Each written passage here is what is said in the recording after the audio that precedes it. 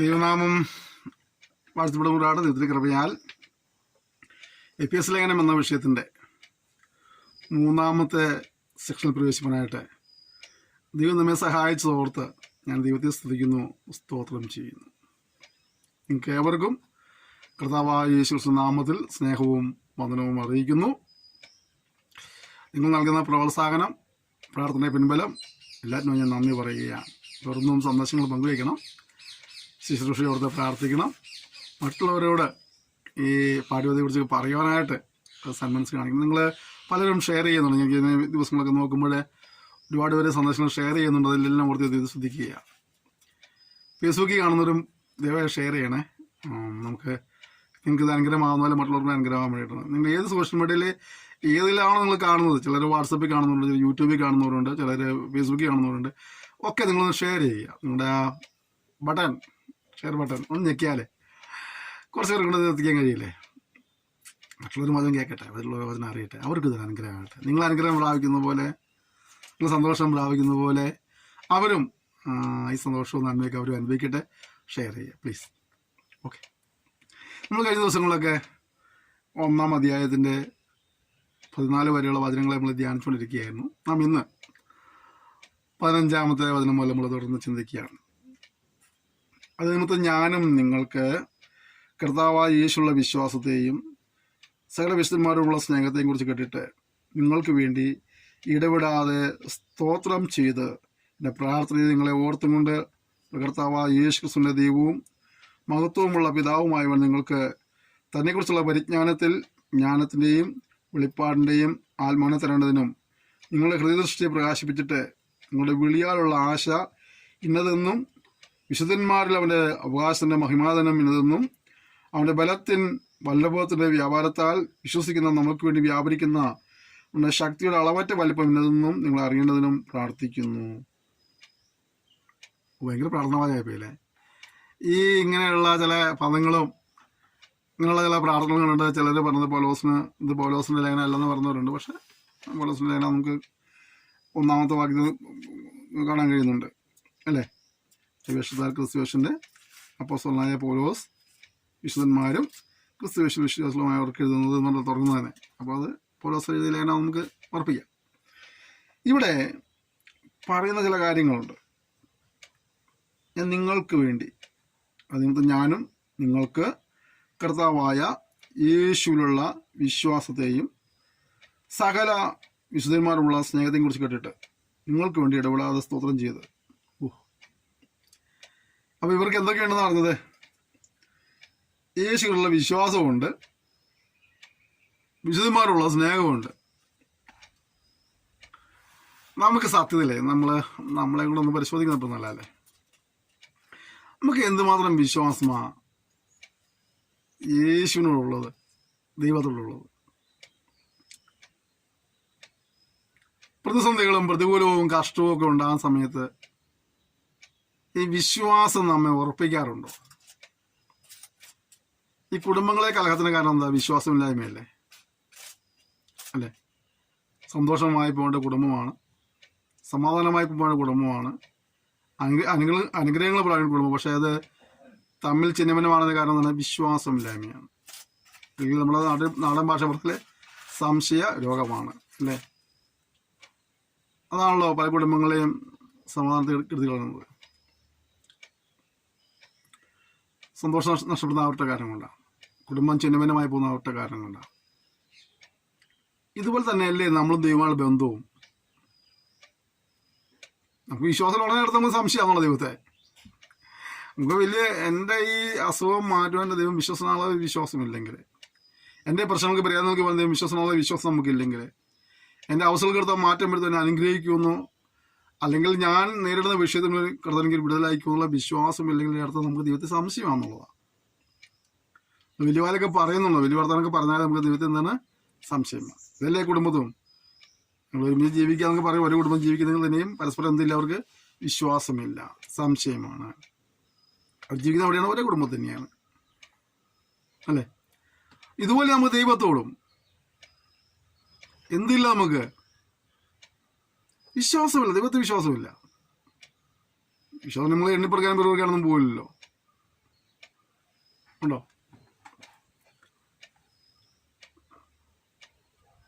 ചിലരല്ലേ ഒപ്പം നിൽക്കുമല്ലോ, ഒപ്പത്തിന് നിൽക്കുന്ന ആൾക്കാരല്ലേ അല്ലേ? ചില കുടുംബങ്ങളിലെ അനുഗ്രഹങ്ങൾ ആ കുടുംബത്തിലുണ്ടാവും. നമുക്ക് ദൈവത്തോട് ഏത് പ്രതികൂലം ഉണ്ടായാലും നമുക്ക് ദൈവത്തോടൊപ്പം നിൽക്കാൻ കഴിയണം, അവൻ്റെ കൂടെ നടക്കാൻ കഴിയണം. ദാവീദ് പറഞ്ഞില്ലേ, എല്ലാ കാലത്തും യഹോവയെ വാഴ്ത്തും, അവൻ്റെ സ്തുതി എപ്പോഴും നാവിലിരിക്കും അല്ലേ? അപ്പോൾ സന്തോഷകാലം മാത്രമല്ല ജീവിതത്തിലുള്ളത്, സന്താപകാലവും ഉണ്ട്. നേട്ടങ്ങൾ മാത്രമല്ല, കോട്ടങ്ങളും സംഭവമുണ്ട്, നഷ്ടങ്ങളുള്ള സംഭവം കാലഘട്ടം ഉണ്ടാകാം. എതിരേൽപ്പുകൾ മാത്രമല്ല, എതിർപ്പുകളുണ്ടാകുന്ന കാലഘട്ടം ഉണ്ടാക്കാം. ആ സമയത്തൊക്കെ ദൈവത്തോട് ചേർന്ന് നടപ്പാനോട് വരണം, വിശ്വാസം ഉണ്ടാകണം. ഇതിൻ്റെ അവസ്ഥയ്ക്ക് നടുവിൽ ദൈവം എന്നെ പരിപാലിക്കും, സൂക്ഷിക്കും എന്നുള്ളതായ വിശ്വാസം ഉണ്ടാകണം. ഇവർക്ക് ദൈവത്തിലുള്ള വിശ്വാസം ഉണ്ടായിരുന്നു, മാത്രമല്ല വിശുദ്ധന്മാരുള്ള സ്നേഹമുണ്ടായിരുന്നു. നമുക്ക് നമ്മുടെ വിശ്വാസത്തോടെ എത്തുന്ന സ്നേഹമുണ്ട്, പ്രവർത്തനത്തോടെ എത്തുന്ന സ്നേഹമുണ്ട്. ഞാൻ കഴിഞ്ഞ ദിവസം തന്നെ ഒരു ദേവദാസിയെ വിളിച്ചിരുന്നു. ഞങ്ങൾ തമ്മിൽ ഏകദേശം 1 മണിക്കൂറോളം ഫോണിൽ സംസാരിച്ചു. ഒരുപക്ഷെ അവർ ക്ലാസ് കേൾക്കും എന്ന വിശ്വാസം. കാരണം അവർ സാർ നമ്മുടെ ക്ലാസ്സിൽ അറ്റൻഡ് ചെയ്യുന്ന സൗകര്യം കൂടിയാണ്. അവരവിടെ പറഞ്ഞ കംപ്ലയിൻസ്, അവരുടെ അനുഭവത്തിൽ പറഞ്ഞ കാര്യങ്ങളാണ്. അവർ ഏറ്റവും കൂടുതൽ ഉപദ്രവിച്ചത് വിശ്വാസികളും ദേവദാസന്മാരുമാണ്. അവരും കർത്താവിനെ വില ചെയ്യുന്ന സൗകര്യമാണ്. അവരുടെ ഭർത്താവ് ഒരു പാസ്റ്ററാണ്. എന്നെ പ്രസ്ഥാനത്തിൻ്റെ പേരൊന്നും പറയുന്നില്ല, അവരുടെ വ്യക്തികളുടെ പേര് പറയുന്നില്ല. അവർക്ക് സാമ്പത്തികമായ ഉന്നമനമുള്ള കാലഘട്ടത്തിൽ കർത്താവിൻ്റെ വേലയ്ക്ക് വേണ്ടി ഒരുപാട് കൈയാഴ്ച സഹായിച്ചുള്ള ഒരു കുടുംബമാണ്. ഒരുപാട് ദേവദാസന്മാരെ സഹായിച്ചിട്ടുണ്ട്, ദൈവമക്കളെ സഹായിച്ചിട്ടുണ്ട്. ആ നന്മകൾ കൈപ്പറ്റിയ ആളുകളല്ല പിന്നീട് തിരിഞ്ഞ് കുറ്റം പറയുകയും വേദനിപ്പിക്കുകയും നിന്ദിക്കുകയും ഒക്കെ ചെയ്ത അനുഭവം ഉണ്ടായിട്ടുണ്ട്. നന്മ കൈപ്പറ്റിയവർ തന്നെ അവർക്ക് അല്പം ക്ഷീണമൊക്കെ ഉണ്ടായി കഴിഞ്ഞപ്പോഴേ അവരെല്ലാം സംസാരം മാറി, ട്യൂൺ മാറി. അപ്പോൾ ആ ദിവദാസി പറഞ്ഞാണ്, പക്ഷേ എനിക്ക് തന്നെ വില ചെയ്യാനോട് വലിയ താല്പര്യമില്ലാണ്ടായി പോയി. എന്നാകെ മാനസികമായിട്ട് വളരെ മടുത്തുപോയി. എന്നെ ഏറ്റവും കൂടുതൽ വേദനിപ്പിച്ചത് ദ്രോഹിച്ചതൊക്കെ നമ്മുടെ ആളുകൾ തന്നെയാണെന്ന് പറയേണ്ടത്. ഇവിടെ അതൊരു ഒറ്റപ്പെട്ട അനുഭവം എനിക്ക് തോന്നുന്നില്ല. നമ്മുടെ കൂടുതൽ ഒരുപാട് പേർ ഇങ്ങനെയൊക്കെ വേദന അനുഭവിക്കുന്നവരുണ്ട്. ശബ്ദമായി ചോദിക്കട്ടെ, വിശുദ്ധന്മാരോട് നമുക്കെന്നും സ്നേഹമുണ്ട്. സഹവിശ്വാസികളോട്, സഹപ്രവർത്തകരോട്, കൂട്ടുവേലക്കാരോട് നമുക്ക് മാത്രം സ്നേഹമുണ്ട്. ചുമ്മാ കാണുമ്പോൾ ആ ബ്രദർ എന്നോ ആണ്ട് ചോദിക്കുന്നതല്ല, അതൊന്നും സ്നേഹമൊന്നുമല്ല. എന്തെങ്കിലും നിവൃത്തി ഉണ്ടെങ്കിൽ അവർ കരുതുന്നവരെ കരുതുവാനും സഹായിക്കുവാനും അവിടെ ശുശ്രൂഷ ചെയ്യുമ്പോൾ മാറുന്ന കുറ്റം പറയാതെ അവരൊന്നും പ്രോത്സാഹനം കഴിയണം. ഇവിടെ ഇവിടുത്തെ പട്ടികുലി തിന്നുമില്ല, പശുവിനെ കൊണ്ട് തീറ്റിക്കുകയില്ല. അതാണല്ലോ നമ്മുടെ നാടൻ ശൈലി. അതാണല്ലോ നമ്മളോടൊരു കാര്യം ചെയ്തില്ല. ആരെങ്കിലും ചെയ്യാൻ തുടങ്ങി അവനിവിടെ 100,000 കുറ്റം വരും. അത് അങ്ങനെയല്ല വേണ്ടത്, ഇങ്ങനെയല്ല വേണ്ടത്, അങ്ങനെ ചെയ്യണത്, ഇങ്ങനെ ചെയ്യണം അല്ലേ? അല്ല, ഇത്ര കൃത്യബോധമുള്ള നീ എന്നാ നിനക്ക് ചെയ്തുകൂടെ? നീ ചെയ്യുന്നില്ലല്ലോ.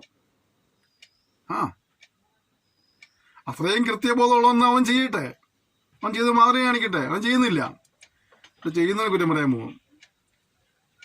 എൻ്റെ പ്രിയപ്പെട്ടവരെ, കഴിവിനൊന്ന് പ്രോത്സാഹിപ്പിക്കുക. ഒരു വാക്കുകൊണ്ട് നല്ല വാക്ക് പറ. ഈ എല്ലാം നെഗറ്റീവ് പറയാതെ പോസിറ്റീവ് കാര്യങ്ങൾ പറ. ചിലരോട് നമ്മൾ എന്ത് കാര്യം പറഞ്ഞാലും അപ്പോൾ അവിടെ കുറേ ആൾക്കാരുണ്ട്. നമുക്കൊരു കൺവെൻഷൻ നടത്തിയാലോ, അയ്യോ കൺവെൻഷനോ ഇപ്പോഴോ കഴിഞ്ഞു. ഒരു 3 സുഭാഷണം നടന്നല്ലോ, അയ്യോ ഉപവാസം നടത്തിയോ ഇപ്പോഴോ. എന്ത് പറഞ്ഞാലും പുള്ളി ഓടുന്നവരും ഉടക്കൊണ്ട് വരുള്ളൂ. അങ്ങനെ ചില ആൾക്കാരുണ്ട്, കുടുംബത്തിലുണ്ട് ചില ആൾക്കാരൊക്കെ അല്ലേ.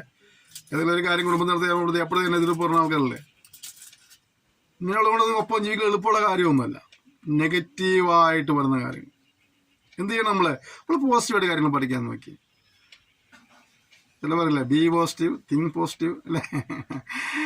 പോസിറ്റീവായി ചിന്തിക്കുക, പോസിറ്റീവായി ജീവിക്കുക അല്ലേ. നമുക്ക് മറ്റുള്ളവരെ സ്നേഹിക്കാൻ കഴിയണം, അവരെ പ്രോത്സാഹിപ്പിക്കാൻ കഴിയണം, കരുതുവാൻ കഴിയണം, കഴിയുന്ന സഹായം ചെയ്യാൻ കഴിയണം. പ്രത്യേകിച്ചും കടത്തന വില ചെയ്യുന്നവരെ. ഇപ്പോൾ ഈ സ്കൂൾ തുറന്ന സമയം, ഞാൻ ഏതൊക്കെ സെക്ഷനിൽ ഓർമ്മിച്ചാൽ വീണ്ടും പറയാം, ഈ സ്കൂൾ തുറന്ന സമയം ഇതൊക്കെ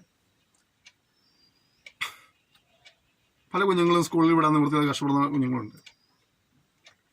ഇതിൽ നിന്ന് 2 ബുക്ക് മേടിച്ചു കൊടുക്കാൻ 2 ബുക്കുകൾ മേടിച്ച് കൊടുക്കുക, ഒരു പേനയൊരു കുടയും മേടിച്ചു കൊടുക്കാൻ ഒരു പേനയെ കുടയും മേടിച്ച് കൊടുക്കുക, ഒരു ബാഗ് അല്ലെങ്കിൽ ചോറ് പാത്രം നിന്നെ കഴിഞ്ഞ് ചെയ്യുക, അല്ലെങ്കിൽ 1 മാസം ഫീസ് അല്ലെങ്കിൽ 6 മാസം ഫീസ് നിന്റെ കഴിവിനനുസരിച്ച് ഒന്ന് അന്വേഷിച്ച് കണ്ടുപിടിച്ച് കൊടുക്കുക. അപ്പോൾ ഞാൻ വീണ്ടും പറയുന്നു മറ്റൊരു കാര്യം കൂടെ, അവിടെ ആ കുഞ്ഞുങ്ങളുണ്ട് ഇവിടെ കുഞ്ഞുങ്ങളുണ്ട് പലരും വരും, കൊടുത്തേക്കരുത്. നിങ്ങൾ പോയി നേരിട്ട് കണ്ട് ഒരാ സഹായത്തിന് അർഹത മനസ്സിലാക്കിയാൽ അവർക്ക് നേരിട്ട് കൊടുക്കുക. ഇടനിലക്കാരെ ഒഴിവാക്കുക. കാരണം ഇടനിലക്കാർ എല്ലാവരും മോശക്കാരല്ലെങ്കിലും ഇടനിലക്കാരുടെ പേരിൽ വരുന്ന ചിലരെങ്കിലും സൂക്ഷിച്ചില്ലെങ്കിൽ നമ്മൾ കൊടുത്ത പൈസ വെള്ളത്തിൽ വരച്ച വര പോലെയായിത്തീരും. എല്ലാവരും കുറ്റം പറയും. ചിലരെ കണ്ടെത്തി സഹായിക്കാനായിട്ട് പ്രോത്സാഹിപ്പിക്കുകയും അവരെ സഹായിക്കുന്ന ആളുകളുണ്ട്, ഇല്ലെന്നല്ല പറയുന്നത്. എന്നാൽ ചിലരൊക്കെ അവിടെ എത്ര പേരുണ്ട്, അവിടെ 100 കുഞ്ഞുങ്ങളുണ്ട് 50 കുഞ്ഞുങ്ങളെന്നൊക്കെ പറഞ്ഞ് വരുന്നവരൊന്നും അവിടെ ഒരു കുഞ്ഞു പോലും ഉണ്ടായിരിക്കില്ല. ചെന്ന് അന്വേഷിച്ച് ചെല്ലുമ്പോൾ അവിടെ സംഭവം ഉണ്ടായിരിക്കും. അതുകൊണ്ട് നിങ്ങൾ 10 പൈസ കൊടുക്കാനെ ഉത്സാഹിക്കുന്നവരെ നേരിട്ട് കണ്ട് മനസ്സിലാക്കി സഹായത്തിന് അർഹരാണെങ്കിൽ അവർ കൊടുത്ത് സഹായിക്കുക, നേരിട്ട് കൊടുത്ത് സഹായിക്കുക, ഇടനിലക്കാരെ ഒഴിവാക്കുക. അതായത് നിങ്ങൾ സഹായം ചെയ്യാൻ പോകുമല്ലേ, അവിടെ ഒരു വണ്ടിക്കൂലിയല്ലേ പോകുള്ളൂ, പോട്ടാൻ വിചാരിക്കണം. കാരണം നമ്മുടെ കയ്യിലെ നന്മ മറ്റൊരു നമ്മളെ ചീറ്റ് ചെയ്ത് കൊണ്ടുവരാൻ എത്രയും നല്ലതാണ്. സത്യസ്ഥിതി അറിഞ്ഞ് അല്ലെങ്കിൽ നമുക്ക് അറിയുമ്പോൾ ചിലപ്പോൾ നമ്മൾ 100 കൊടുക്കാൻ ഉദ്ദേശിച്ച് കൊടുത്ത് അവിടെ ചെന്ന് കാണുമ്പോൾ ചിലപ്പോൾ 150 കൊടുക്കാൻ തോന്നും, 1000 കൊടുക്കാൻ തോന്നുന്നവർ ചിലപ്പോൾ 1500 കൊടുക്കാൻ തോന്നും. കാരണം തന്നെ അവരുടെ അവസ്ഥ കാണുമ്പോൾ. അപ്പോൾ അതുകൊണ്ട് നിങ്ങളൊന്ന് പോയി നേരിട്ട് കണ്ടറിഞ്ഞ് കൊടുക്കുന്നതായിരിക്കും. കഴിയുന്ന സഹായങ്ങൾ ചെയ്യുവാനായിട്ട് നമ്മളെ സഹോദരങ്ങളെ സ്നേഹിപ്പാളൊരു ഉത്സാഹം നമുക്ക് ഉണ്ടാകണം. അത് കണ്ടിട്ട് മറ്റുള്ളവർ ദൈവത്തെ സ്തുതിപ്പാനുള്ള പൗലോസ് പറയും, ഞാൻ അവരെ നിങ്ങളുടെ ആ സ്നേഹം കണ്ടിട്ട് വിശ്വാസം കണ്ടിട്ട് ഞാൻ സ്തോത്രം ചെയ്യുകയും നിങ്ങൾക്ക് വേണ്ടി ഞാൻ പ്രാർത്ഥിക്കുകയും ചെയ്യുകയാണ്. ഇവിടെ നമ്മുടെ ആ സഹകരണവും കൂട്ടായ്മയും സ്നേഹവും കാണുമ്പോൾ അത് കണ്ട് മറ്റുള്ളവർ ദൈവത്തെ സ്തുതിപ്പാനായിട്ട് കാരണമായി തീരണം. പലപ്പോഴും നമ്മൾ ദൈവമക്കളെന്ന് പറയുമ്പോൾ ആളുകൾ പറയും, ഇവരാണോ ദൈവമക്കളെന്ന് ചോദിക്കാമെന്ന്. ആ അനുഭവത്തിൽ വരാതിരിക്കാനെ സൂക്ഷിക്കുക. അടുത്തത്, എൻ്റെ പ്രാർത്ഥനയിൽ നിങ്ങളെ ഓർത്തുകൊണ്ട് നമ്മുടെ കർത്താവായ യേശു ക്രിസ്തുവിൻ്റെ ദൈവവും മഹത്വമുള്ള പിതാവുമായവൻ നിങ്ങൾക്ക് തന്നെക്കുറിച്ചുള്ള ജ്ഞാനത്തിൻ്റെയും വെളിപ്പാടിൻ്റെയും ആത്മാവിനെ തരേണ്ടതിന് ദൈവത്തെക്കുറിച്ചുള്ള യഥാർത്ഥമായ പരിജ്ഞാനവും ജ്ഞാനത്തിൻ്റെയും വെളിപ്പാടിൻ്റെയും ആത്മാവിനെ പ്രാപിക്കുക. അതിനുവേണ്ടി പൗലോസ് പ്രാർത്ഥിക്കുന്നത്, കിട്ടാൻ വേണ്ടി പ്രാർത്ഥിക്കുന്നത്. നമ്മൾ സേവിക്കുന്ന ദൈവം ആരാന്നുള്ള ഒരു വെളിപ്പാട് നമുക്കുണ്ടാകണം. അതുണ്ടായാൽ നമുക്ക് പിന്നെ വിശ്വാസത്തിൽ നല്ല ധൈര്യമാണ്. എന്ത് കൊടുങ്കാറ്റ് അടിച്ചാലും ഒരു കുഴപ്പമില്ല, അല്ലേ? ഒരു കപ്പലിലെ യാത്ര പോകുന്ന സമയത്ത് കൊടുങ്കാറ്റ് വളരെ ശക്തമായി അടിച്ചുകൊണ്ടിരിക്കുക. കപ്പലുള്ളവർക്ക് പോലും ഭയങ്കര പേടി, കപ്പൽ മുങ്ങുമോ താഴുവോ ഒക്കെ ഭയങ്കര പേടിച്ചിരിക്കുക. അവിടെ ഒരു സീറ്റിൽ ഒരു കൊച്ചിരിക്കുന്നുണ്ട്. ആ കൊച്ചിന് യാതൊരു കൂസലും ഇല്ല. ഒക്കെ എല്ലാവരും കിടന്ന് ഭയങ്കര അപ്രാളാണ്. അപ്പോൾ കുറച്ച് കഴിയുമ്പോൾ കപ്പൽ ശാന്തമായി. ഒരാൾ നിന്ന് കൊച്ചിനോട് ചോദിച്ചു, കൊച്ചേ, ഈ കപ്പലുള്ള എല്ലാവരും കിടന്ന് വെപ്രാളപ്പെടുകയും വെള്ളം ഉണ്ടാക്കുകയും ചെയ്യുമ്പോൾ നീ എന്താ സൈലൻ്റ് ആയിരിക്കുന്നുണ്ട്, എന്താ പറ്റിയത്, എനിക്കത് കാര്യത്തിൽ ഗൗരവം മനസ്സിലായെന്ന് ചോദിച്ചു. ആ കൊച്ചിങ്ങനെ മറുപടി പറഞ്ഞത്, കാര്യത്തിൻ്റെ ഗൗരവം എനിക്ക് മനസ്സിലായി, പക്ഷെ അതിനേക്കാൾ വലിയൊരു ഉറപ്പ് എനിക്കുണ്ട്. അതെന്തുവാ? എൻ്റെ പപ്പയ ഈ കപ്പൽ നിയന്ത്രിക്കുന്നത്. എന്താണ്? കൊടുങ്കാറ്റുള്ളതെന്നൊക്കെ കൊച്ചിന് മനസ്സിലായി, തിരമാലയുണ്ടെന്ന് മനസ്സിലായി കൊച്ചിന്. പക്ഷേ അതിൻ്റെ അപ്പുറത്ത് എന്തോ ഉണ്ട്. അവൻ്റെ പപ്പയാ കപ്പൽ നിയന്ത്രിക്കുന്നത് എന്ന് പറയുന്നത് എന്തോ, അവൻ്റെ പപ്പ ഇത് കൊടുങ്കാറ്റിലും ഇത് തിരമാലയിലും കപ്പൽ അകപ്പെട്ടു പോകാതെ അപകടത്തിൽപ്പെടാതെ സൂക്ഷിപ്പാൻ കഴിവുള്ളവനാണെന്നുള്ളൊരു ബോധ്യം കൊച്ചിനുണ്ടായിരുന്നു. ഇവിടെ വരെ നമ്മുടെ ജീവിതത്തിലെ കൊടുങ്കാറ്റുകളും തിരമാലകളൊക്കെ ആഞ്ഞടിക്കുമ്പോൾ നമ്മുടെ സ്വർഗത്തിലെ ദൈവം, നമ്മുടെ പിതാവ് നമ്മെ നിയന്ത്രിക്കുന്നതായ ഒരു ബോധ്യം നമുക്കുണ്ടാകണം. കൊടുങ്കാറ്റ് കണ്ട് പേടിക്കാനും തിരമാല കണ്ട് പേടിക്കാനും പ്രശ്നങ്ങളെ കാണുമ്പോൾ ഓടി ഒളിക്കുവാനല്ല. ഈ പ്രശ്നങ്ങളും പ്രതികൂലങ്ങളും കഷ്ടതകളും എല്ലാം ഉള്ളപ്പോൾ തന്നെ നമുക്കൊരു ഉടയവനുണ്ട്. ഉടയവൻ നമ്മുടെ ദൈവമാണ്. അവൻ നമ്മെ സൂക്ഷിക്കും, അവനെ പരിപാലിക്കുന്നതായ വിശ്വാസം നമ്മിൽ ദൃഢമാകണം. ജീവിതത്തിൽ കഷ്ടതയും പ്രയാസമൊക്കെ ഉണ്ടാകാം. സാഹചര്യങ്ങളും പിശാചും ശത്രുവിനോട് പറയും, യോനി തീരാൻ പോവുക, അവസാനിക്കാൻ പോകുക, ഇനി രക്ഷയില്ല, ഇവിടെ കൊണ്ട് അസ്തമിച്ചെന്ന് പറയുമ്പോൾ പറഞ്ഞില്ല, എനിക്കൊരു ഉടയവനുണ്ട്. ഇന്നത്തെ സാഹചര്യങ്ങൾ ഏതുമാകട്ടെ, എൻ്റെ പ്രശ്നങ്ങൾ ഏതുമാകട്ടെ, എൻ്റെ പ്രതിസന്ധികൾ ഏതുമാകട്ടെ, ഞാൻ വീണ്ടും വീണ്ടും ആവർത്തിച്ച് പറയുന്നത് എനിക്കൊരു ഉടയവനുണ്ട്. എന്നെ മുക്കിക്കളയുവാൻ, നശിപ്പിച്ച് കളയുവാൻ അവൻ സമ്മതിക്കില്ല. അവനെ വിളിച്ച് വേർതിരിച്ചിട്ടുണ്ടെങ്കിൽ, അവനെ വിളിച്ചിറക്കിയിട്ടുണ്ടെങ്കിൽ, ഏത് കൊടുങ്കാറ്റ് വന്നാലും, ഏത് തിരമാല ഉയർന്നാലും, എന്തെല്ലാം പ്രതിസന്ധി ഉണ്ടായാലും നിന്നെ മാർഗരയെത്തിക്കുവാൻ, അല്ല ശുഭതുറമുഖത്ത് അണയ്ക്കുവാൻ വിശ്വസന. അതുകൊണ്ട് ആ ബോധ്യം നമുക്ക് എപ്പോഴും വേണം. എൻ്റെ പപ്പ എൻ്റെ കൂടെയുണ്ട്, സ്വർഗ്ഗത്തിലെ പിതാവിൻ്റെ കൂടെയുണ്ട്. ഹല്ലേലൂയ. ആ ഒരു വിശ്വാസം ഭരിക്കാൻ കർത്താവ് സഹായിക്കട്ടെ. അപ്പം എന്താണ് നമുക്ക് എന്ത് വേണം? നമുക്ക് നമ്മുടെ ദൈവത്തെക്കുറിച്ചുള്ളതായ ഒരു പരിജ്ഞാനവും ഒരു വെളിപ്പാടും നമുക്ക് ആവശ്യമാണ്. അടുത്തത്, നിങ്ങളുടെ ഹൃദയദൃഷ്ടി പ്രകാശിപ്പിക്കണം. നമ്മുടെ ഹൃദയദൃഷ്ടി പ്രകാശം, കണ്ണിന് കാഴ്ച കുറഞ്ഞാൽ നമുക്കറിയാം തടിതെറിഞ്ഞ് വീഴാൻ സാധ്യതയുണ്ട്. അപ്പോൾ ചിലപ്പോൾ ഓപ്പറേഷനൊക്കെ വേണ്ടി വരും, അല്ലെങ്കിൽ മറ്റുള്ള ഉപകരണങ്ങൾ ഉപയോഗിച്ചുകൊണ്ടാണ് നമ്മളതിനെ കണ്ണിൻ്റെ കാഴ്ച ബാലൻസ് ചെയ്ത് പോകുന്നത്. എന്ന് പറയുന്ന പോലെ ഹൃദയത്തിൻ്റെ ദൃഷ്ടിയെ പ്രകാശിപ്പിക്കണം. അവിടെ കാഴ്ചയ്ക്ക് മംഗളം സംഭവിച്ചാൽ ആത്മീയമായ അപകടങ്ങൾ സംഭവിക്കും. ശരിയായ പാതയിൽ നിന്ന് വഴിതെറ്റി പോലും സാധ്യതയുണ്ട്. അപകടങ്ങൾ ചെന്ന് ചാടാൻ സാധ്യതയുണ്ട്. അല്ലെ, കണ്ണാടത്തെ മനുഷ്യൻ നടക്കുമ്പോൾ ശരിക്കും റോഡ് മനസ്സിലാക്കാൻ കഴിഞ്ഞില്ലെങ്കിൽ ഇടപെട്ട് കുഴി ചെന്ന് ചാടും, അല്ലേ? അപ്പോൾ നമ്മുടെ ഹൃദയ ദൃഷ്ടി പ്രകാശിക്കണം. പോകേണ്ട വഴിയിലൂടെ പോകുവാൻ എൻ്റെ ദൈവത്തോട് പ്രാർത്ഥിക്കണം. അതാവ് ഈ ആത്മീയ യുദ്ധകളത്തിൽ ആയിരിക്കുമ്പോൾ എന്നെ ലക്ഷ്യം തെറ്റിപ്പിക്കുവാനായിട്ട്, എൻ്റെ വിരുദ്ധ നഷ്ടപ്പെടുത്തുവാനായിട്ട്, എൻ്റെ കിരീടം എടുത്തു കളയുവാനായിട്ട് ശത്രുവിനാവോളം ശ്രമിക്കുമ്പോൾ ലക്ഷ്യം തെറ്റിപ്പോകാതെ വിരുദ്ധ പ്രാപിക്കത്തക്ക രീതിയിൽ ഓടുവാനുള്ള കൃപ എനിക്ക് നൽകണമെന്ന് നമുക്ക് ദൈവത്തോട് ആത്മാർത്ഥമായി പ്രാർത്ഥിക്കാം. അതിനുവേണ്ടി എൻ്റെ ഹൃദയത്തിൻ്റെ ദൃഷ്ടി പ്രകാശിപ്പിക്കണമേ എന്ന് നമുക്ക് ദൈവത്തോട് പ്രാർത്ഥിക്കാം. നിന്നെ അറിയേണ്ടതുപോലെ അറിയുവാനുള്ള കൃപ നൽകണമെന്ന് നമുക്ക് ദൈവത്തോട് ഒരുമിച്ച് പ്രാർത്ഥിക്കാം. അടുത്തത്,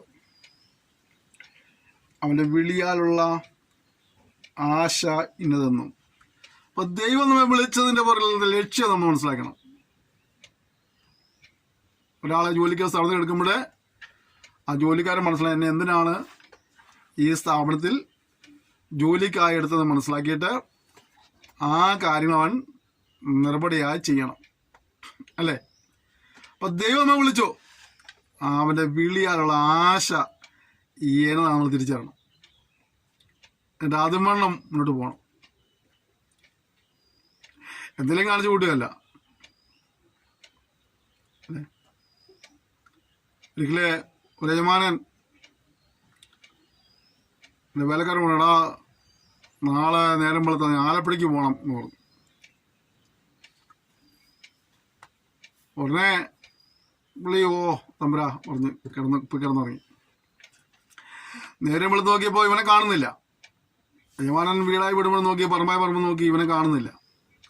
ഇവനൊരു 6 മണിയാകുമ്പോൾ ആലപ്പുഴയ്ക്ക് പറഞ്ഞുകൊണ്ട് അടിച്ചിരുന്നതാ. 8 മണിയായിട്ട് ഇവനെ കാണുന്നില്ല. ഒരു 10 മണിയായപ്പോഴത്തേക്ക് പുള്ളി വേർത്ത് ഒലിച്ച് കയറി വരുന്നുണ്ട്. യജമാനൻ ചോദിച്ചത്, ഇത്ര നേരം എവിടെയായിരുന്നടാ, എവിടെ പോയടാവണം? എന്നെ പുള്ളി, ഞാൻ ആലപ്പുഴയ്ക്ക് പോയതാ. ഇതിന് ആലപ്പുഴയ്ക്ക് പോയതിനാ? മുതലാളിയല്ലേ പറഞ്ഞേ ഇന്നലെ രാത്രി കിടക്കാൻ നേരത്ത് അവിടെ ആലപ്പുഴയ്ക്ക് പോകണമെന്ന്. ഞാൻ നേരം ആലപ്പുഴയ്ക്ക് പോയി. മുതലാളി ആലപ്പുഴയ്ക്ക് പോകാൻ പറഞ്ഞതനുസരിച്ച് അവൻ ആലപ്പുഴയ്ക്ക് പോയത്. പക്ഷെ എന്തിനാണ് ആലപ്പുഴയ്ക്ക് പോകണമെന്ന് ഇവൻ മനസ്സിലാക്കിയില്ല. മനസ്സിലാക്കുന്നവൻ ആലപ്പുഴ പോയി വന്നു. യജമാനന്റെ വിളിയാലുള്ള ആശയിൽ നിന്ന് തിരിച്ചറിയുവാൻ കഴിയാത്തതിന്റെ പേരിൽ ഇവന്റെ പ്രയത്നം പാഴായിപ്പോയി. യജമാന കാര്യം നടന്നുമില്ല. ഇവനെ ആലപ്പുഴയിൽ അയച്ച് ഇവനെ കൊണ്ട് ചെയ്യുന്ന ചില കാര്യം ഉണ്ടായിരുന്നു, അതുകൊണ്ട് നടന്നുമില്ല. കാരണം എന്താണ്? ഇവൻ അവിടെ നിന്ന് ലക്ഷ്യം തെറ്റിപ്പോയി. നമ്മയൊക്കെ വിളിച്ച് വെറുതെ ദൈവത്തിന്റെ ഉദ്ദേശമുണ്ട്. ആ വിളിയുടെ ആശ മനസ്സിലാക്കി അവൻ ജീവിതത്തെ ക്രമീകരിച്ച് ആ ദൗത്യ നിർമ്മാണത്തിന്റെ പൂർത്തീകരണത്തിൽ വന്നിട്ട് നല്ലവനും വിശ്വസ്തനുമായ ദാസനെ ഉള്ളിൽപ്പാനുള്ള ഒരു അവസരത്തിന് വേണ്ടി നമ്മൾ ഒരുങ്ങണം. അതിനുവേണ്ടി നമ്മൾ ഉത്സാഹിക്കണം. നമ്മൾ ഇഷ്ടപ്രകാരം ഓടിയിട്ട് വിളിയാനുള്ള ആശ ഏതാണ്ട് തിരിച്ചറിയാതെ നഷ്ടപ്പെട്ടു പോകാനായിട്ട് ഇടവരരുത്. ഓക്കെ, അടുത്തത് അവന്റെ വിളിയാനുള്ള ആശ ഇന്നതെന്നും വിശുദ്ധന്മാരിൽ അവന്റെ അവകാശത്തിന്റെ മഹിമാതനം ഇന്നതെന്നും അവന്റെ ബലത്തിൻ വല്ലഭത്തിന്റെ വ്യാപാരത്താൽ വിശ്വസിക്കുന്ന നമുക്ക് വേണ്ടി വ്യാപരിക്കുന്ന ശക്തിയുടെ അളവറ്റ വലിപ്പം ഇന്നതെന്നും നിങ്ങൾ അറിയണമെന്നും പ്രാർത്ഥിക്കുന്നു. അടുത്തെന്താണ്? വിശുദ്ധന്മാരിൽ അവന്റെ അവകാശത്തിന്റെ മഹിമാതനം ഇന്നതെന്നും. അപ്പൊ അതറിയണം, നമുക്ക് ലഭിക്കുന്ന മഹിമാതനം എന്താണെന്ന് മനസ്സിലാക്കണം.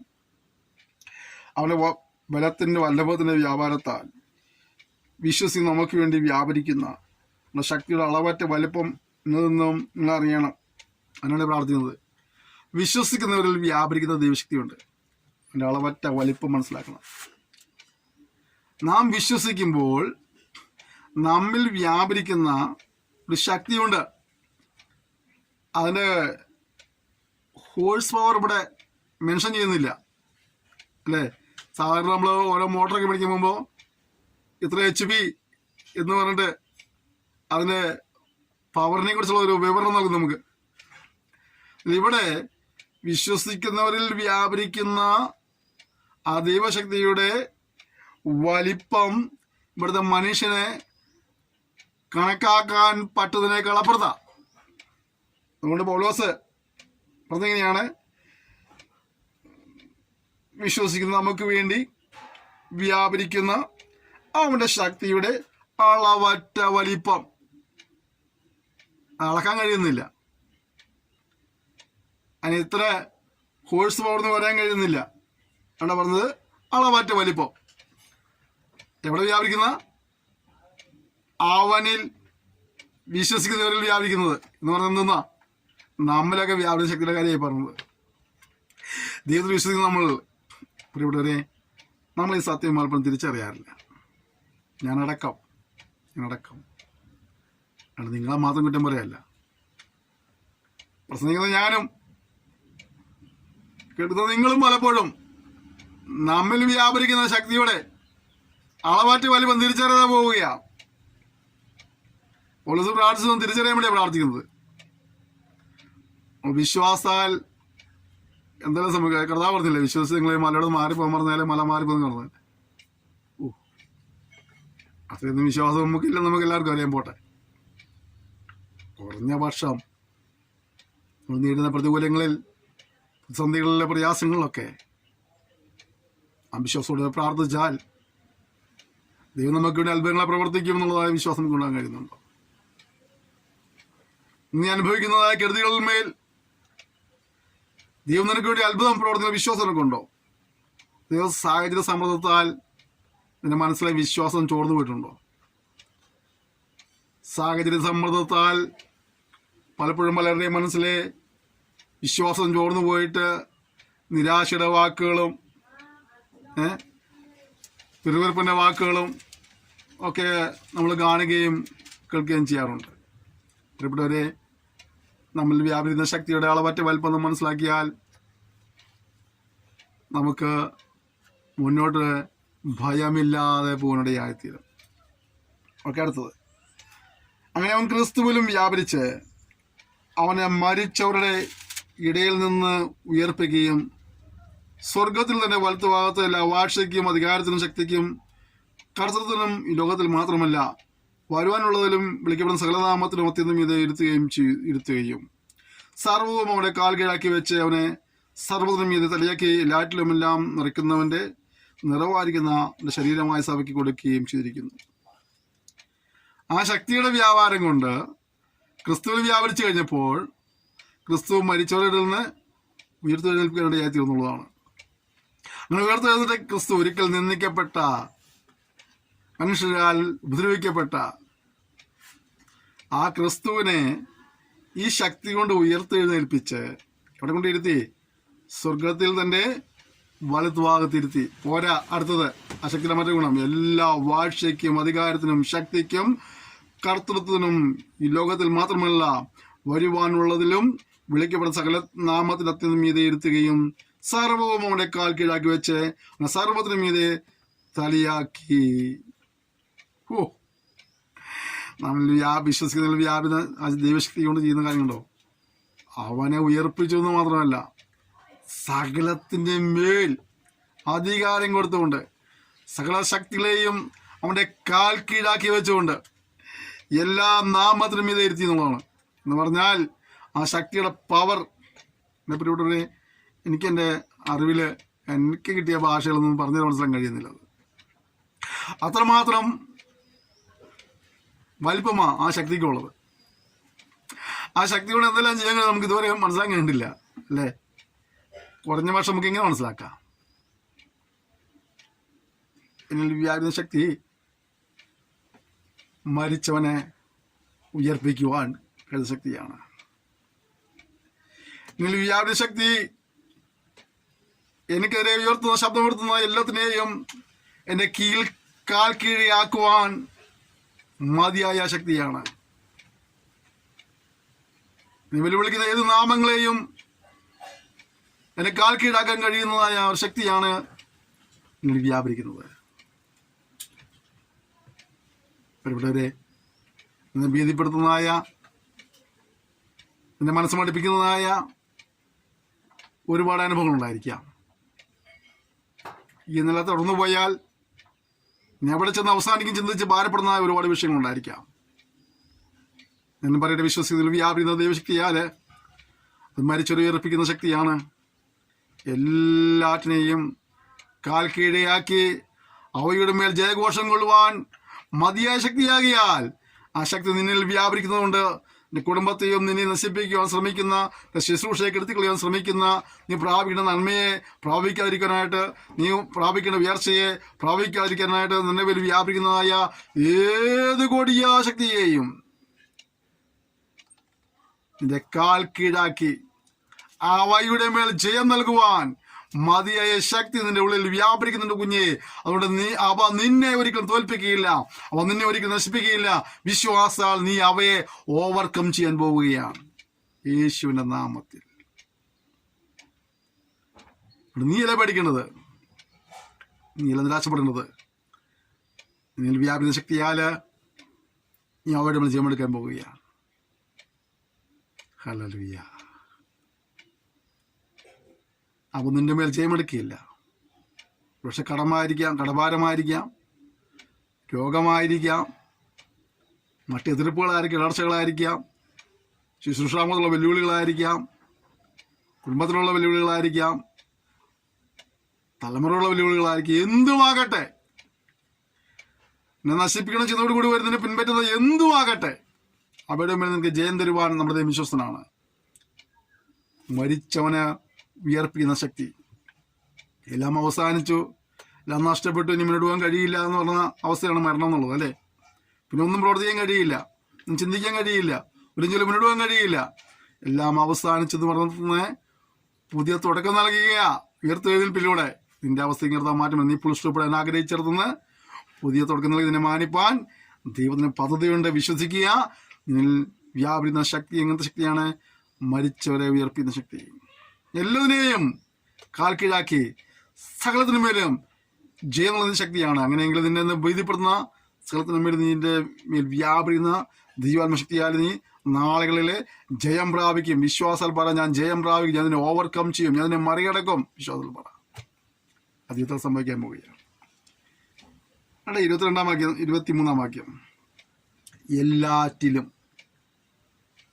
എല്ലാം നിറയ്ക്കുന്നവൻ്റെ നിറവായിരിക്കുന്ന ശരീരമായ സഭയ്ക്ക് കൊടുക്കുകയും ചെയ്തിരിക്കുന്നു. ഞാൻ അതിൻ്റെ 1-2 കാര്യങ്ങൾ ഒന്നെടുത്ത് പറഞ്ഞ അവസാനം ആഗ്രഹിക്കുക. ആ പദം പറഞ്ഞിങ്ങനെയാണ്: എല്ലാറ്റിലും എല്ലാം നിറയ്ക്കുന്നവൻ്റെ നിറവ്. എല്ലാറ്റിലും എല്ലാം നിറയ്ക്കുന്നവൻ്റെ നിറവ്. ഞാൻ ഈ ക്ലാസ് തീർക്കേണ്ട സമയമായതുകൊണ്ട് തന്നെ ഒരു കമ്പിവാചകം പോലെ ചില കാര്യങ്ങൾ പറയാം. നമ്മുടെ ദൈവം ആരാണ്? എല്ലാറ്റിലും എല്ലാം നിറയ്ക്കുന്നവനാണ്. അങ്ങനെയെങ്കിൽ നിനക്ക് ആവശ്യമായത് എന്തോ അത് നിന്നിൽ നിറയ്ക്കുവാൻ വിശ്വസന. നിന്റെ കുടുംബത്ത് ആവശ്യമായത് എന്തോ അതിൻ്റെ കുടുംബത്തിൽ നിറയ്ക്കുവാൻ നിന്റെ വിശ്വസന. നിന്റെ ശരീരത്തിൽ ആവശ്യമായത് എന്തോ അതിൻ്റെ ശരീരത്തിൽ നിറയ്ക്കുവാൻ നമ്മുടെ വിശ്വസന. നിന്റെ തലമുറയ്ക്ക് ആവശ്യമായത് എന്തോ അതിൻ്റെ തലമുറ മേൽ നിറയ്ക്കുവാൻ വിശ്വസന.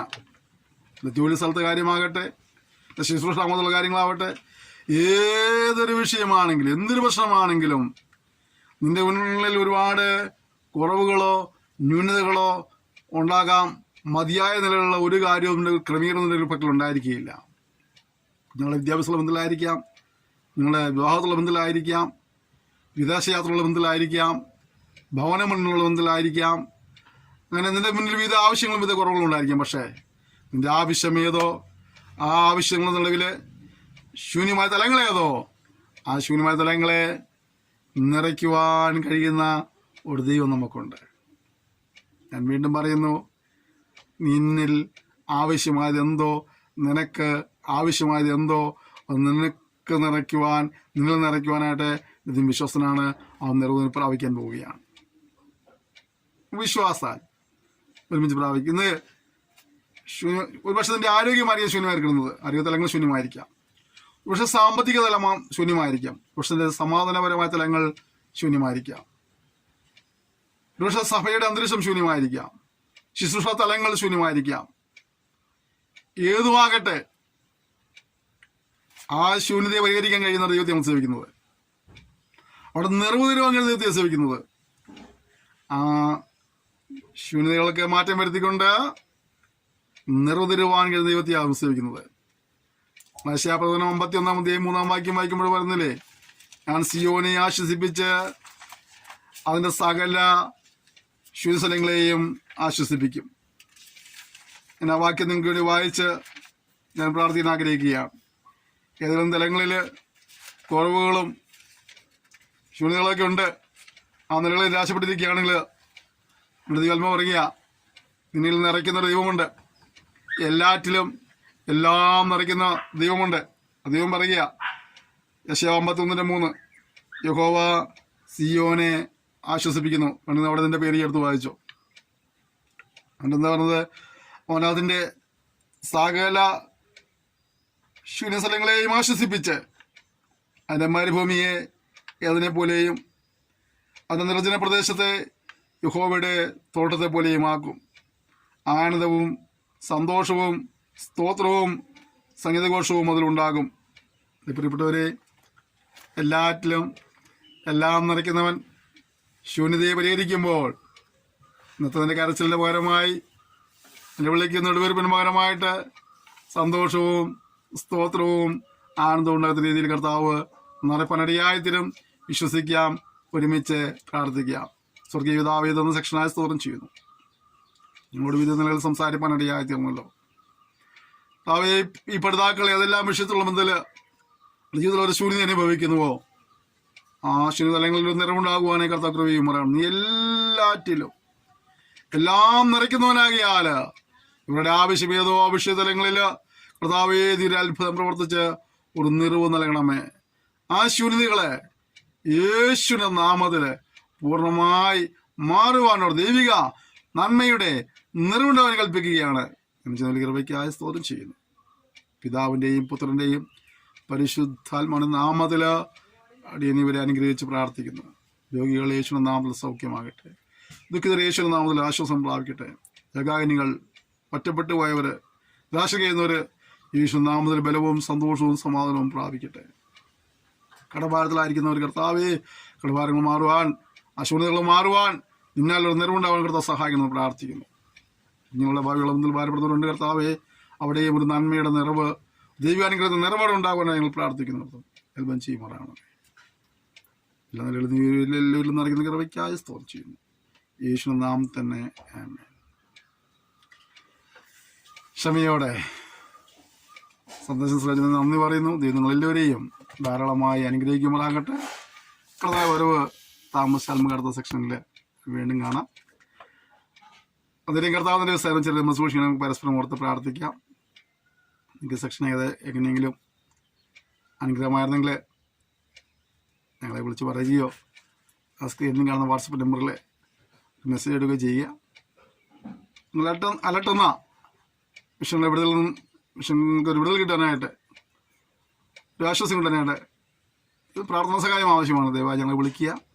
നിങ്ങൾ വിളിക്കുമ്പോൾ ഒരു പക്ഷേ നമ്പർ റിങ് ചെയ്യാതിരിക്കുകയോ വിളിച്ചെടുക്കാതിരിക്കുകയോ ചെയ്യുകയാണെങ്കിൽ നിങ്ങൾ ഒട്ടും മടിക്കരുത്, ആശയപ്പെട്ടു പോകരുത്. നിങ്ങൾ അതൊരു വാട്സപ്പ് നമ്പറാണ്. നിങ്ങളൊരു വോയിസ് മെസ്സേജോ ടെക്സ്റ്റ് മെസ്സേജോ ആ നമ്പറിലിട്ടാൽ ഞങ്ങളത് കാണുമ്പോൾ പ്രാർത്ഥിക്കുന്നവരെ പ്രാർത്ഥിക്കുകയും നിങ്ങളുടെ വീണ്ടും വിളിക്കുകയോ സംസാരിച്ചിരിക്കുന്നതായിരിക്കും.